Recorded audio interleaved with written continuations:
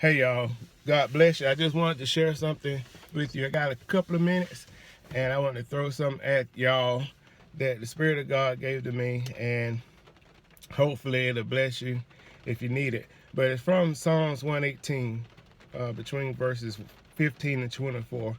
David wrote, "The voice of rejoicing and salvation is in the tents of the righteous." He's saying that if you are God's children, if you know who God is, then you should have praise going on in your house, in your home, wherever you are. You should be able to praise God because you know how great He is. He wrote in verse 17, "I shall not die but live and declare the works of the Lord." He's saying there have been some things that had tried to take me out, but I'm not going to die. I'm still here, and I'm going to tell how great God is. I could focus on what I've been through, or I can focus on who God is and how God has blessed me in my life. He said, "The Lord has chastened me severely, but He has not given me over to death." God has allowed the enemy to do some things in my life that just didn't seem fair, didn't seem like should happen to me, but it didn't kill me. So one thing all of us can say, we can all say, I've been through some bad things, but none of it killed me because I'm still here.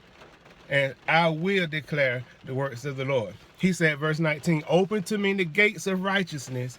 I will go through them." He's saying if somebody had a church service going on somewhere, if I could get into God's house to give Him some praise, I will be there.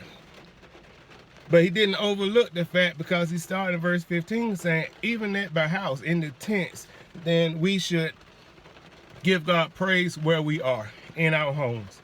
He said, verse 21, "I will praise you, for you have answered me and have become my salvation." Now, this is an issue, this speaks to an issue that I have personally dealt with in my emotions, and I know there are some other people who deal with it in their emotions. We get worried because folk overlook us. Sometimes we get worried because it seems like nobody cares to help us. We're crying out about all the things we're going through and nobody seems to hear. Nobody knows the trouble I see and all of this kind of thing. But David is saying it really didn't matter at the time that folk overlooked him and rejected him, because again, verse 21, "I will praise you, for you have answered me." So my family, my friends, even my doctors, my counselor might not have been there to hear and to listen to all the things I've been through, but God, you heard me and you became my salvation. It was wrong for me to look to man to save me anyway. I should have been looking to God in the first place. And that's what He's saying. You have answered me. I've been rejected, but you didn't reject me. And then He said, "The stone which the builders rejected has become the chief cornerstone." So even though people might not see you, they might not see what you're worth, they might not think you're worth anything, God will use you to be the very thing that other people need, if you get your mind straight and you keep your emotions from keeping you down and depressed, and put God at the forefront in the center of your life.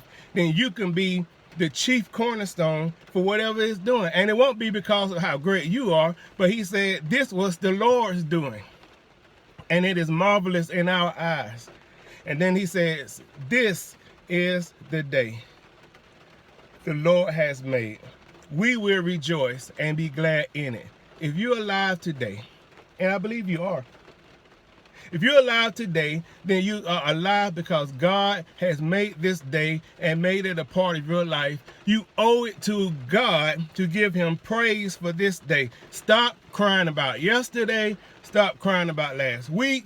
Stop crying about 18 years ago. Forget about the fact that you wanted to play in the sandbox in kindergarten and the teacher told you no, go in the corner. Let it go and praise God for this day, because it's the only day you know you're going to have, because we're not promised tomorrow. So this is the day that the Lord has made. Get to rejoicing. All right? Be good.